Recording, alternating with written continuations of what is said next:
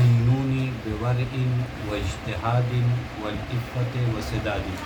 الحمدللہ ہم لوگ یہاں پر جمع ہوئے ہیں دعائے مصباح کے لیے۔ یہ خود ایک بہت حسین نشست ہے کہ انسان بیٹھے اور اپنے وقت کے امام کی یاد میں یہاں پر یہ خود یہ نشست کئی ذمہ داریوں کو ہم کو یاد دلاتی ہے کہ ہم یہاں پر آئے ہیں۔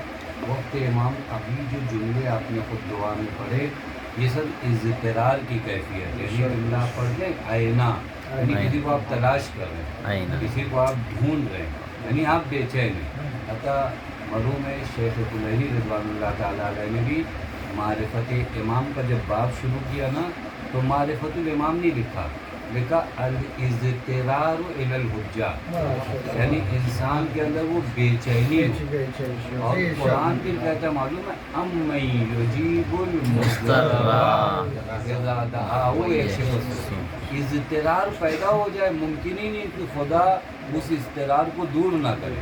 یعنی خدا کے ہاں اضطرار کے بعد ایسا نہیں کہ دوا نہیں ہے، آپ اور ہم احساس درد کریں، احساس اضطرار کریں، احساس فرقت کریں، اس کے بعد یکشف السوء ہے، یعنی وہاں پرابلم نہیں ہے، پرابلم اس مرحلہ اضطرار میں کہ یہ آئینہ جو ہے دعاؤں سے نکل کر ہماری زندگی میں کتنا آتا ہے۔ ہم زندگی میں تلاش کریں آئینہ، اور اس کے لیے ضروری اسی حدیث کو ہم نے بتایا آپ لوگوں کی خدمت میں کہ مولا کائنات نے اپنے ایک صحابی جناب عثمان ابن حنیف کو کہا کہ تم چاہتے ہو میری مدد کرنا۔ دیکھیں آپ سب نصرت امام کا جذبہ بھی اللہ کرے کہ یہ جذبہ سلامت رہے، اور نہ صرف جذبہ، کیونکہ ایک مرتبہ ہوتا ہے کہ چلو ماحول بنا ہے، آپ بھی خوش ہو، مجھے بھی لگ رہا ہے کہ دعائے مصباح کے جلسے میں آؤ، ٹھیک ہے، لیکن اتنے سے تو کام نہیں ہونے والا۔ اس جذبے کے لیے ضروری کہ میں پریکٹیکل طور پر تیار ہوں، نہیں دیکھ مجھے جذبہ یہ بلڈنگ بنانے کا، لیکن مجھے آتا تو کچھ بھی نہیں۔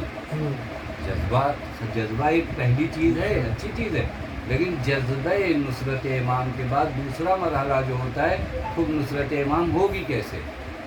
مولا فرماتے 4 چیزیں اپنے وجود میں پیدا کرو تم میرے ناصر بنو، عینونی میری مدد کرو، مولا مشکل کشا فرماتے میری مدد کرو، بے ورعین سب سے پہلی جگہ جو علی کی مدد کے لیے ضروری ہے وہ تقویٰ ہے۔ بے دین انسان حضرت کا کبھی بھی مددگار نہیں بنتا۔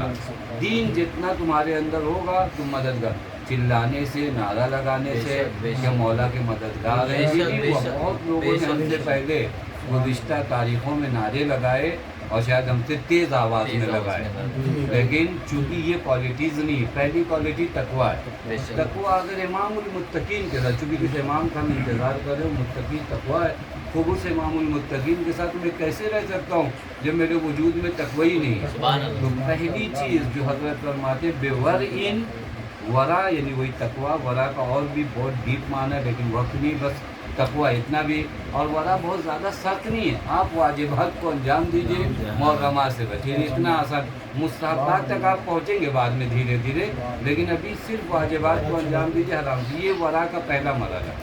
پھر اس کے بعد حضرت فرماتے وہ اجتہاد، تلاش کرنا، کوشش کرنا۔ یہاں پر یہ بھی دعائے مصباح میں ایک جملہ آپ لوگوں نے پڑھا کہ مجھے اللہ توفیق دے کہ میں آپ کی اطاعت کی کوشش کروں۔ یہ اجتہاد بہت ضروری ہے کہ انسان کے اندر، ہم لوگ پہلے ہی وہ ہو جاتے نہیں ہم سے تو یہ نہیں ہو پائے گا، کیوں نہیں ہو پائے گا؟ نہیں ہو پائے گا تو آپ حضرت کے ساتھ نہیں چل سکتے، یعنی سیدھا کہنے کا مطلب یہ کہ میں یہ نہیں کر پاؤں گا، میں ماہ رمضان کی گرمی کا روزہ نہیں رکھ پاؤں گا، وہ آپ نہیں چل سکتے مولا کے ساتھ، کیونکہ اللہ نے اگر آپ کے اوپر واجب کیا تو رحیم و کریم خدا نے کیا ہے، تو اگر میں رکھ سکتا ہوں تبھی واجب کیا، اگر نہ بیمار آدمی سے کہا اگر روزہ رکھے گا بھی تو ٹھیک نہیں ہوگا، کیونکہ جب اس کو ڈاکٹر نے منع کیا ہے تو آپ اگر روزہ بھی رکھتے ہو تو نہیں ٹھیک ہے۔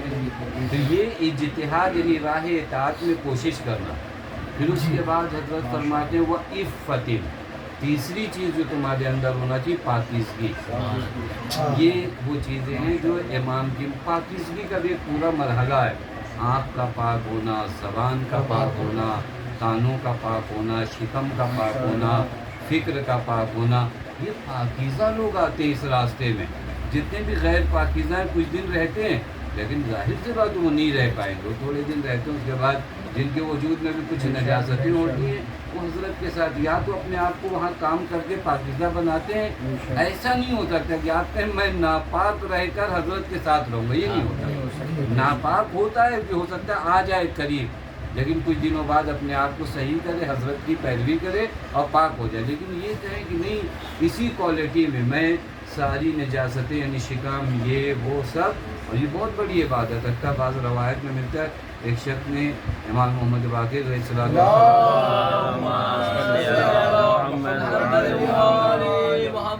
کہا کہ مولا میں زیادہ عبادت گزار نہیں ہوں، ایسا نہیں ٹوٹ ٹوٹ کر رات میں نماز پڑھوں اور روزہ مصحف رکھوں، بس یہ کہتے ہیں دیگ کا آخری جو ہوتا ہے نا، ایک دم آخری جو بریانی کا آخری حصہ ہوتا ہے، تو بس اسی ٹائپ کا عابد ہو۔ حضرت فرمائے کیا کرتے ہو؟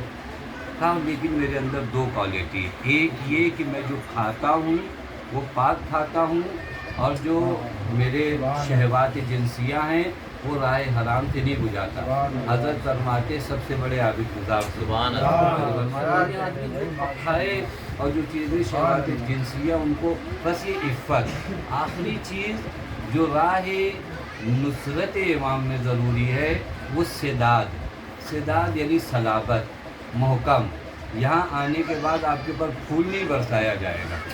آپ راہ امام علی پہ چلو گے تو آپ انتظار کرتے ہو کہ نہیں آپ جہاں سے بھی گزریں گے آپ کے لیے لوگ ہاتھ لے کر کھڑے ہوں گے کہ ارے یہ مولا کے چائے والے نہیں، ہو سکتا ہے پتھر مارے جائیں، ہو سکتا ہے کھانے دیے جائے، ہو سکتا ہے دین کے ذریعے دھوکہ دیا جائے کہ تم لوگ یہ کام غلط کرو یا ایسا کرو۔ حضرت فرماتے میرے چاہنے والے اور میرے مددگار کے اندر چوتھی کوالٹی کیا ہونا چاہیے؟ سداد، محکم۔ ایسا نہ ہو کہ ایک مرتبہ قرآن کو جو ہے کیا ہے نیزے پہ بلند کر دیا جائے، یہ پوری قوم ادھر وہ مولا وہ قرآن ہے، نہیں، وہ اتنا محکم ہو کہ اگر علی کے سامنے قرآن بھی لایا جائے تو اسے یقین ہو کہ یہ وہ قرآن نہیں ہے جو نازل ہوا ہے، اتنا محکم۔ یہ چار چیزیں انشاءاللہ کوشش کیا اللہ تعالیٰ سے دعا ہے کہ اللہ تعالیٰ یہ چیزیں ہمیں پیدا کرے۔